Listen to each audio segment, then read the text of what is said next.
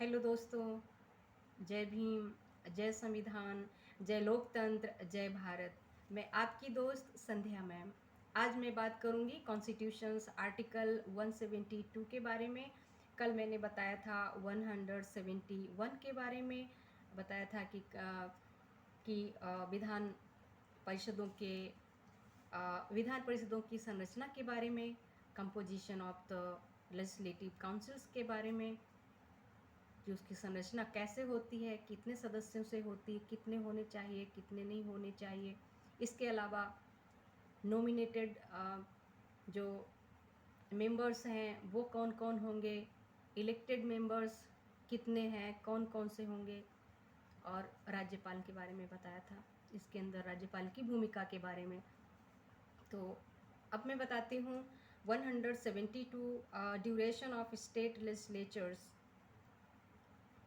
विधानमंडलों की अवधि, जो है राज्यों के विधानमंडलों की अवधि के बारे में बात करता है। राज्यों के जो विधानमंडल हैं उनका टाइम कितना होगा, उसके बारे में ये आर्टिकल बात करता है। 172 says duration of state legislatures. Number 1, every legislative assembly of every state, unless sooner dissolved, shall continue for 5 years from the date appointed for its first meeting, and no longer, and the expiration of the said period of 5 years shall operate as a dissolution of the assembly,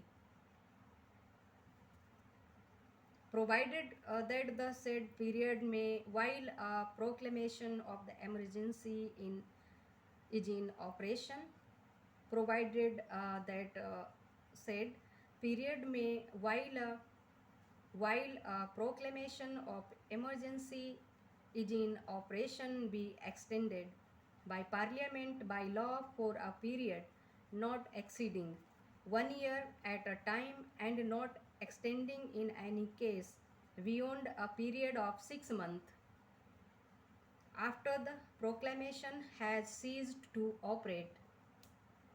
Number 2, the Legislative Council of a state shall not be subject to dissolution, but as nearly as possible 1/3 of the members thereof shall retire as soon as may be on the expiration of every second year, in accordance with the provisions made in that behalf by Parliament by law.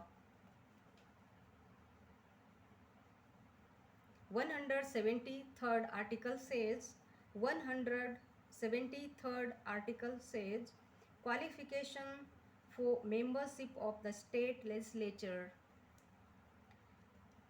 A person shall not be qualified to be chosen to fill a seat in the legislature of a state unless he A is a citizen of India and makes and subscribers before some person authorized in that behalf by the election commission.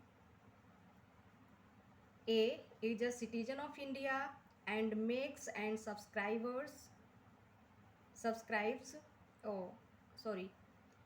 number A is a citizen of India and makes and subscribes before some person authorized in that behalf by the election commission an oath or affirmation according to the form set out for the purpose in the third schedule.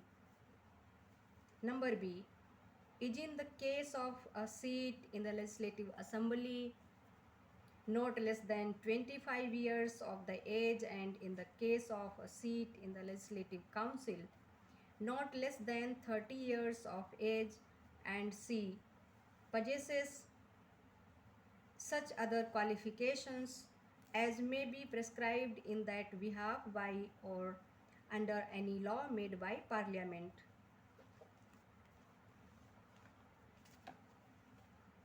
मैं हिंदी में पढ़ लेती हूँ इन दोनों अनुच्छेदों के बारे में, article 172 and 173 के बारे में। अनुच्छेद भारतीय संविधान का अनुच्छेद भारतीय संविधान का अनुच्छेद 172 बताता है कि राज्यों के विधानमंडलों की अवधि क्या होगी, उसके बारे में।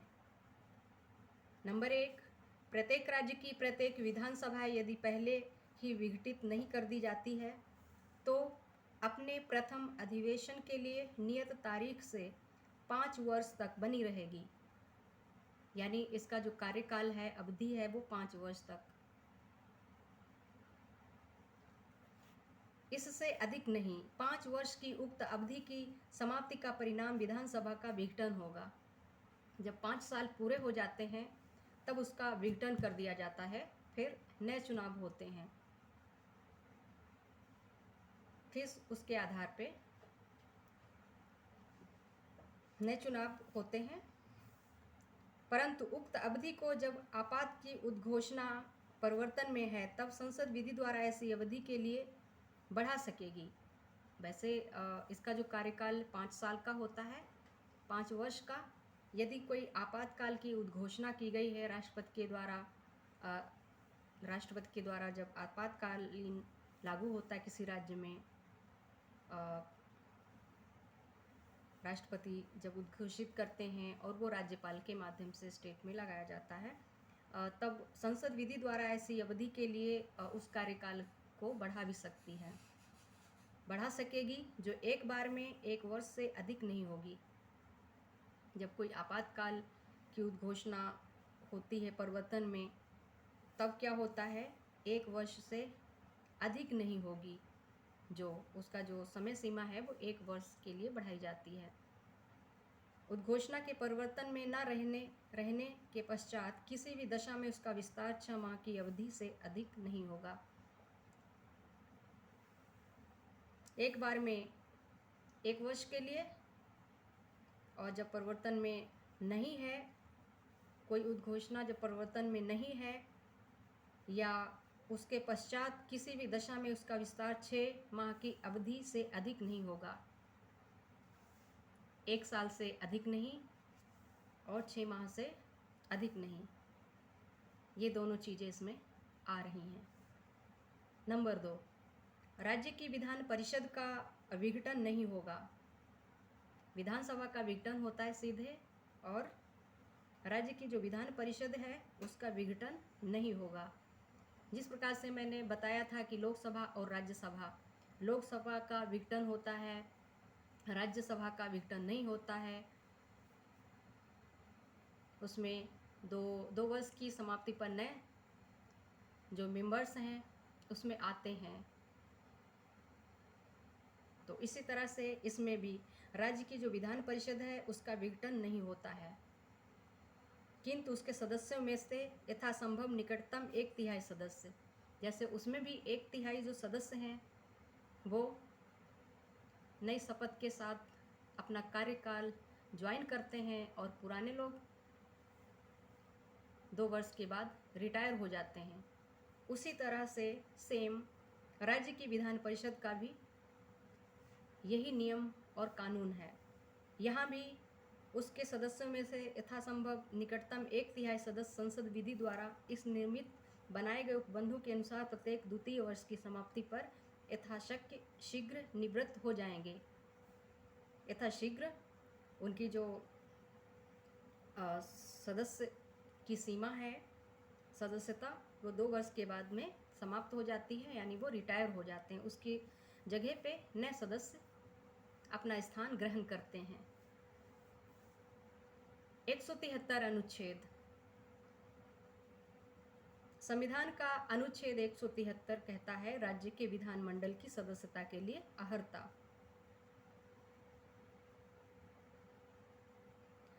जो राज्य के विधानमंडल की सदस्यता के लिए क्वालिफिकेशंस, अर्हता क्या है? कोई व्यक्ति किसी राज्य में विधानमंडल के किसी स्थान को भरने के लिए चुने जाने के लिए अर्हित तभी होगा।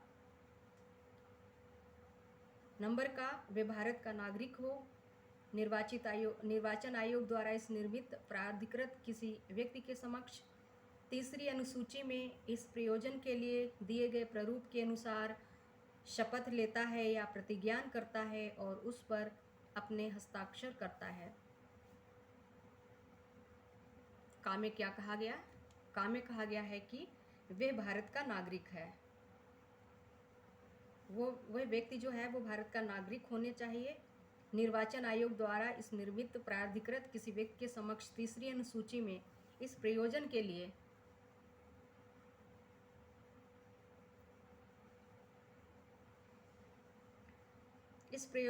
दिए गए प्रारूप के अनुसार शपथ लेता है या प्रतिज्ञान करता है और उस पर अपने हस्ताक्षर करता है।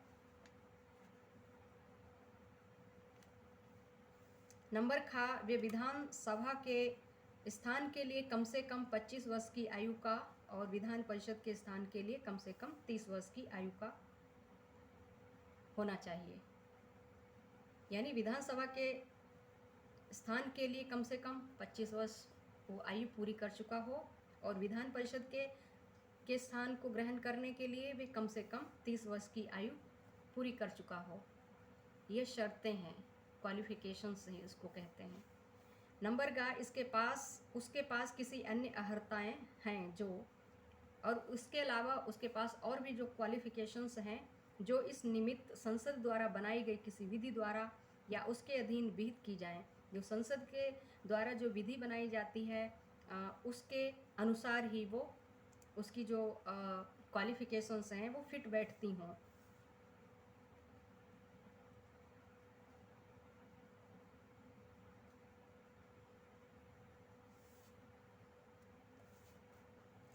तो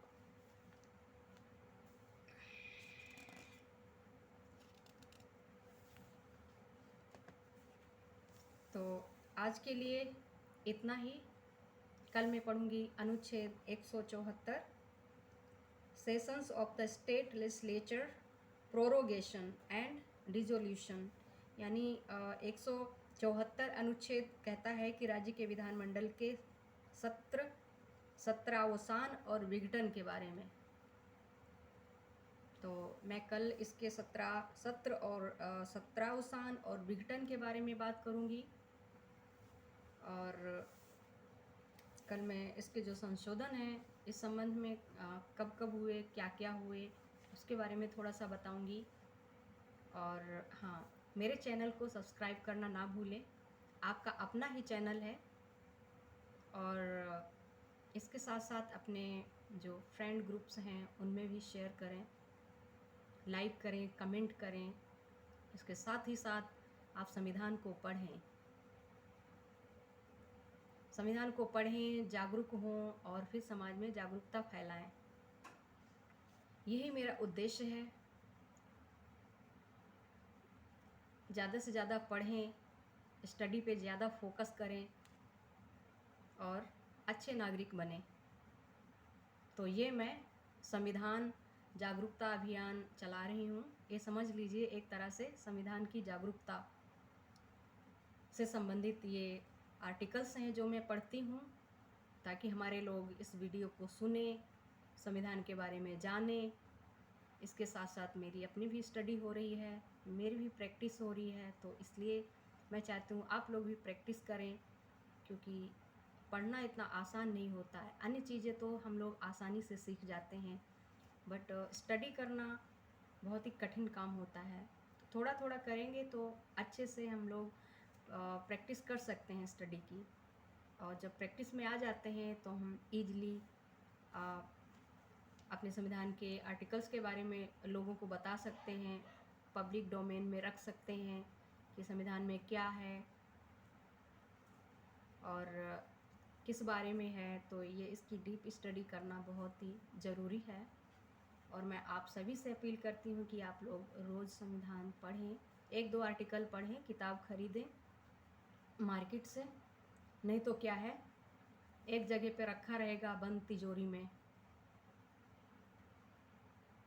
आजकल हम देखते हैं इतने हुलिगन्स एक्टिव हैं समाज में, धर्म के नाम पे सांप्रदायिक दंगे करते हैं, कास्ट बेस्ड वायलेंस होता है, अटैक होते हैं लोगों के ऊपर। आपने देखा होगा 14 अप्रैल को विश्व रत्न बाबा साहब भीमराव अंबेडकर जी की जयंती मनाई जा रही थी उड़ीसा में उनके ऊपर बहुत ही घातक अटैक किया गया आरएसएस बजरंग दल के गूंज के द्वारा, जबकि संविधान सबको आज़ादी देता है अपने महापुरुषों की झांकियाँ निकालना, उनके जन्मदिन को मनाना और समाज में जागरूकता फैलाना। ये एक संवैधानिक कॉन्स्टिट्यूशनल राइट्स है, सभी के हैं ये, उनको भी बढ़ चढ़ के भाग लेना चाहिए। डॉक्टर भीमराव अंबेडकर जी की जन्म जयंती के शुभ अवसर पर, लेकिन उन लोगों ने उन जो ब्रदर्स और सिस्टर्स बाबा साहब की जन्म जयंती को सेलिब्रेट कर रहे थे, उनके ऊपर अटैक किया, हॉरिबल अटैक्स हुए। ये शर्मनाक घटना है, इसकी मैं पूरी तरह से स्ट्रांगली इसको कंडेम करती हूँ, इसकी मैं निंदा करती हूँ। जितनी भी निंदा की जाए उतना ही अच्छा है।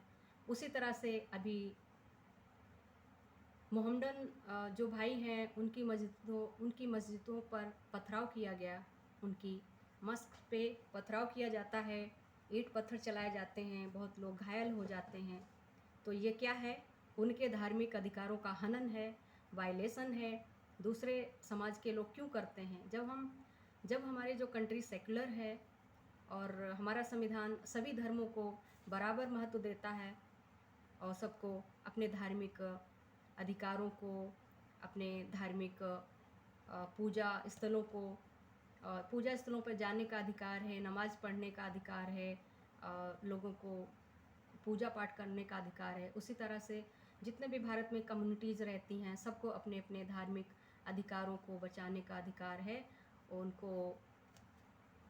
उनको प्रोपेगेट करने का अधिकार है, उनका प्रचार प्रसार करने का अधिकार मिला हुआ है। तो ये गूंज कौन होते हैं? हमारी जुडिशरी को स्ट्रॉन्ग होना पड़ेगा। जो गूंज हैं, जो हुलिगन्स हैं, जो छूटे हुए हैं, झंडे ले लेके आते हैं अपने तरह तरह के, जबकि हमारा जो झंडा है वो क्या है? तिरंगा झंडा है। पूरे विश्व में एक विश्व के ग्लोब पे उसकी पहचान है तिरंगा झंडा। उसको इग्नोर करते हुए अपने अपने झंडे ले लेके आते हैं और दूसरे धार्मिक समूहों पे अटैक करते हैं, घातक अटैक करते हैं तलवारों से, बोतलों से। तो ये सब ठीक नहीं है। ऐसे गुंडों की जगह जेल में है। ऐसे गुंडों को तत्काल जेल में भेजना चाहिए। जो जुडिशरी में जो वकील हैं उनको उनके खिलाफ एफआईआर दर्ज करानी चाहिए और इस पे जुडिशरी को भी एक्शन लेना चाहिए कि इन गुंस को जल्दी से जल्दी जेल में पहुंचाएं, क्योंकि ऐसे जो ब्रदरहुड की जो भावना है कैसे कायम होगी हमारे देश में? सामाजिक सौहार्द है वो कैसे कायम होगा? भाईचारा कैसे कायम होगा? संविधान के अगेंस्ट ये लोग जाते हैं और ऐसे अटैक करते हैं दूसरे धार्मिक समुदायों के ऊपर, उनके पूजा स्थलों के ऊपर। ये बिल्कुल भी निंदनीय है और ऐसे लोगों को तुरंत जेल में डालना चाहिए। इसीलिए आप संविधान को पढ़िए, फिर आवाज़ उठाइए। जहाँ जहाँ कुछ भी अटैक होते हैं, हमले होते हैं, सांप्रदायिक दंगे होते हैं, तो उनके लिए आवाज़ उठाने के लिए पहले आपको संविधान पढ़ना पड़ेगा, देखना पड़ेगा कहाँ पर क्या संविधान क्या कहता है, किस ग्रुप को कितनी आज़ादी देता है। सभी को आज़ादी मिली है तो सभी लोग भाईचारे के साथ रहें लोग तो ज़्यादा अच्छा है, नहीं तो देश से बहुत जल्दी ख़त्म हो जाएगा। जुडिशरी भी नहीं बचा पाएगी, क्योंकि वो नफ़रत की भावना से ये लोग काम करते हैं। यहाँ पर ये नफ़रत की भावना ख़त्म होनी चाहिए। संविधान सभी को बराबर हक अधिकार देता है और सभी के जो धार्मिक अधिकार हैं उनको बचाना संविधान ने तो बता दिया है कि सबके अधिकारों को कैसे बचाना, प्रोटेक्ट करना है। जुडिशरी की बहुत बड़ी जिम्मेदारी है, साथ में नागरिकों की जिम्मेदारी है कि वो एक तरह से नफ़रत की भावना अपने अंदर से निकाल दें। बुद्ध की धरती है जो अहिंसावादी मार्ग है। गांधी ने अहिंसात्मक रास्ते से देश को यहाँ तक पहुँचाया और तभी कहते हैं अहिंसावादी देश में हिंसा, वो कौन लोग हैं जो हिंसात्मक रास्ते अपनाते हैं और यहाँ की शांति व्यवस्था को चुनौती देते हैं? तो ऐसे लोगों की जगह जेल में होनी चाहिए। इसके लिए प्रत्येक नागरिक को जागरूक होना होगा। उनको जेल पहुंचाने के लिए आंदोलन करने होंगे शांतिपूर्ण तरीके से। उन पे दबाव बनाना पड़ेगा। जो पुलिस स्टेशंस हैं, अगर वहाँ पे एफआईआर दर्ज नहीं होती है गुंडों के खिलाफ, तो वहाँ पर जागरूक नागरिकों को धरना प्रदर्शन करके उन पे दबाव बना के पुलिस ऑफिसर्स पे उनके खिलाफ एफआईआर दर्ज करवाएं और उनको जेल में डालें।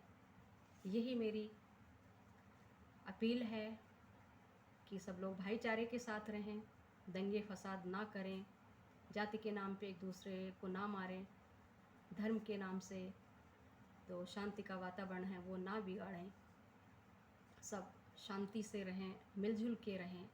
यही संविधान हमें सिखाता है। सभ्य बने। तब तक के अब जय भीम, जय संविधान, जय भारत।